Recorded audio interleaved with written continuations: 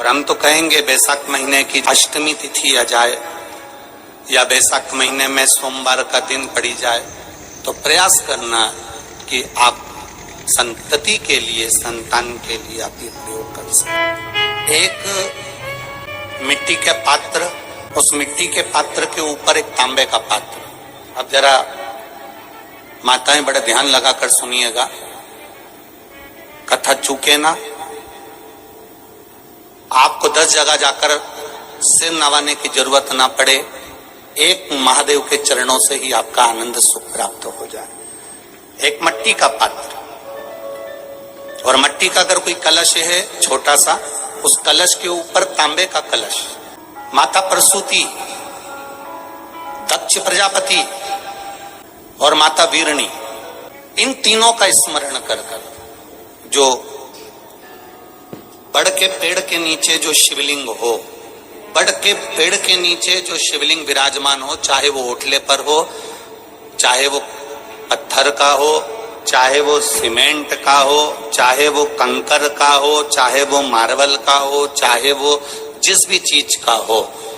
बड़ के पेड़ के नीचे जो शिवलिंग हो उसमें सीधे जब आप कलश लेकर जाएंगे तो मिट्टी का पात्र, उसके ऊपर तांबे का पात्र भरा हुआ, दोनों को एक साथ पकड़ कर ले जाएंगे। पर जब आप शिवलिंग पर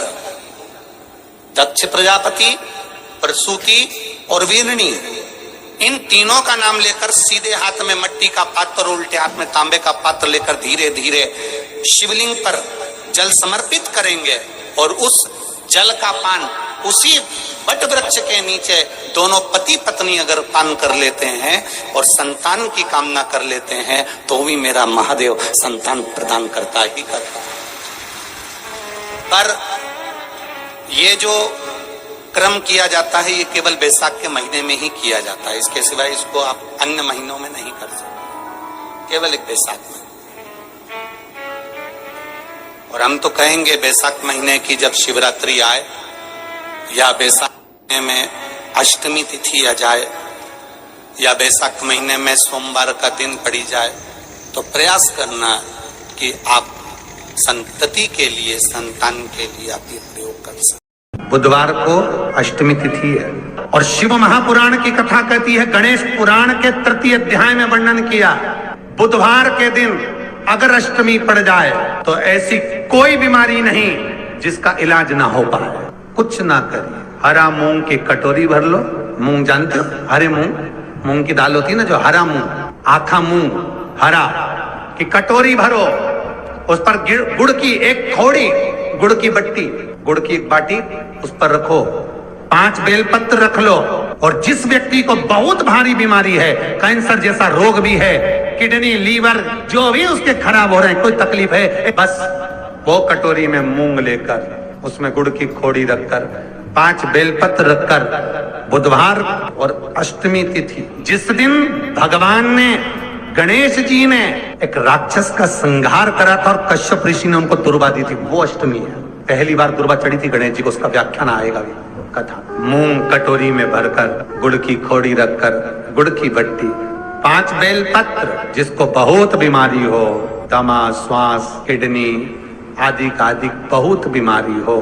21 बार शरीर पर से उतार कर महाराज सीधे हाथ में रखकर नाम गोत्र खुद का बोलकर और भगवान से, गणेश जी से विनती कर कर अष्टमी तिथि के दिन, बुधवार के दिन जो भी आ रही है, बहुत समय के बाद पड़ रही है,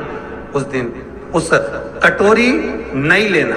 पुरानी कटोरी नहीं लेना, कोई कटोरी घर में नहीं हो, नई कटोरी, और उसको गणेश जी के मंदिर में पहुंचा दीजिए। गणेश जी के मंदिर में पहुंचाएं, गणेश जी के मंदिर में पंडित जी भी बैठे रहे, हाथ में मत देना उस कटोरी को, भले दरवाजे पर, चौखट पर,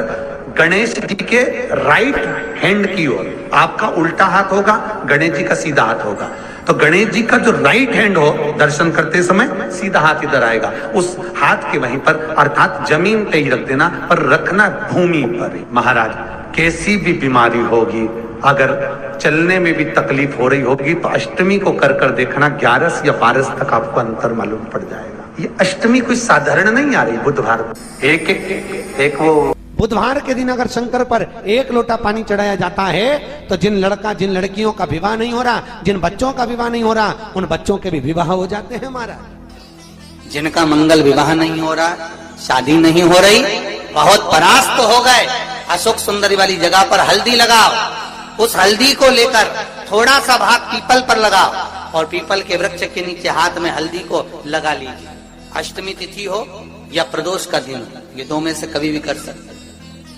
मंगल विवाह वो लिखेगा तो हो। और कैसा लड़का मिलना है, कैसी लड़की मिलना है, कैसा परिवार मिलना है, जैसा चाहिए वैसा शिव जी को बोलो। मेरा निवेदन रहे महाराज, जिन बच्चों के नयन कमजोर हों और जो शिवरात्रि तक भी शहद का इंतजाम ना करते हों, बच्चों के नयन कमजोर हो गए हों, चश्मा चढ़ रहा हो, चश्मा लग रहा हो, उन बच्चों के लिए भी भैरव मंदिर में तेल का दिया लगाकर उसकी काजल बनाकर काल भैरव का स्मरण कर कर उसमें घी मिलाकर भैरव बाबा के नयन बिंदु को लगाकर वही काजल बच्चों की आंख में लगाना प्रारंभ कर दीजिए। नेत्र की रोशनी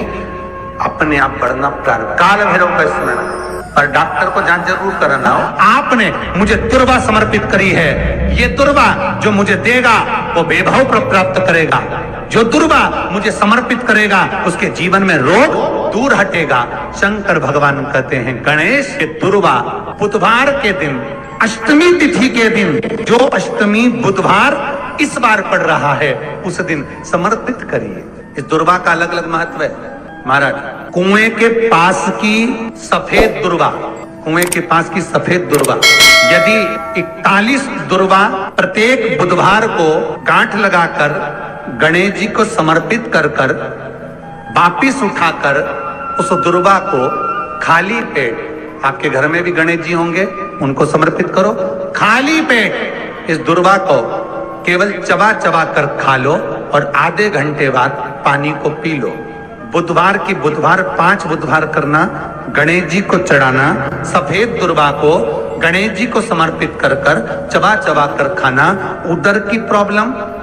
जो भी मसा आदि की प्रॉब्लम होती है उदर से जुड़ी हुई होती है, जिस चीज से जुड़ी होगी, पेट की जितनी प्रॉब्लम होगी आपको, जितनी भी प्रॉब्लम होगी वो सारी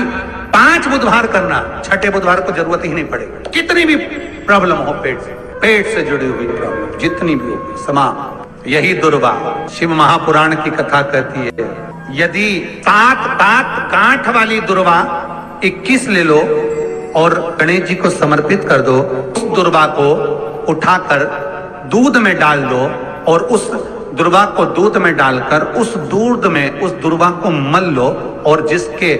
सफेद चमड़ी पड़ गई हो, चर्म रोग हो गया हो, उस दूध को उस दुर्वा के साथ, दूध नहीं भी हो दुर्वा का लेपन शरीर पर कर लें। आधे घंटे तक करने पर प्रदोष काल में स्नान कर लें महाराज, आपको चर्म रोग में आराम लग जाएगा, सफेद चमड़ी अपने असली रंग में आना प्रारंभ हो जाएगी। गणेश पुराण दुर्वा का मूल 21 दुर्वा के 108 बंडल बना लो। अगर एग्जाम में बैठ रहे हो, सरकारी परीक्षा में बैठ रहे हो, पास नहीं हो रहे, नौकरी नहीं लग रही, बहुत जगह इंटरव्यू दे दिया, 21 दुर्वा के 108 बंडल बनाओ, उसकी माला बनाओ और देवी के मंदिर में, माता जगदम्बा के मंदिर में, अर्थात जहां शंकर पार्वती पूर्ण परिवार विराजमान हो, ऐसे देवी के मंदिर में गणेश जी के गले में वो माला अर्पण करिया है, अपना नाम बोलकर और जिस एग्जाम में बैठ रहे हैं उसका भाव वर्णन कर महाराज। और वहीं से एक पुष्प लेकर अपने कमरे में जहां पढ़ते हो कांच की प्लेट में उस फूल को रख दीजिए और दूसरे दिन एग्जाम के लिए चले जाइए, आपको उसका फल अवश्य मिलेगा, अवश्य मिलेगा, आप उसमें उत्तीर्ण होंगे, फल प्राप्त होगा। कल से एक नियम लेना, शमी के वृक्ष की पत्ती, जैसे ये बेलपत्र होता है, शिव को और गणेश को बेलपत्र शमी पत्र समर्पित होता है। आपको कथा में वर्णन किया था, 33 कोटि देवताओं को भले बेलपत्र नहीं चढ़ेगा पर 33 कोटि देवताओं को शमी पत्र चढ़ता है। और उसमें एक गणेश जी महाराज और एक बाबा भोलेनाथ, इन दोनों को शमी समर्पित होता है, शमी पत्र समर्पित होता है। शिव महापुराण की कथा कहती है और गणेश चरित्र अपन श्रवण कर रहे हैं, जिसके घर में संपदा की कमी पड़ती हो, बीमारियां ज्यादा फैल रही हो, बहुत कष्ट हो महाराज, बहुत ज्यादा दुखी हो महाराज, कोई काम नहीं बन रहा, बहुत तकलीफ में हो, तो शमी पत्र, शमी की पत्ती, जहां गणेश जी का स्थान है वहां पर 5 शमी पत्र